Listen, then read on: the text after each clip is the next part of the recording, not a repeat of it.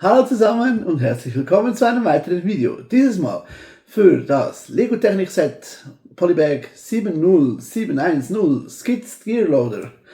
Das ist ein 7 Plus Set mit 52 Teilen, hat eine Anleitung, hat einen Polybag und hat das Modell.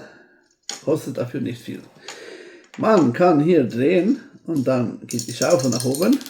Und es hat ein extra Partteil ja immer dabei, das man eben dann als Material benutzen kann. Das war es auch schon. Ich hoffe, euch hat dieses kurze Video gefallen. Wenn ja, bitte einen Daumen nach oben, kommentiert das oder teilt es mit Freunden und bitte schaut das nächste Video. So oder so, bis nächstes Mal. Ciao zusammen!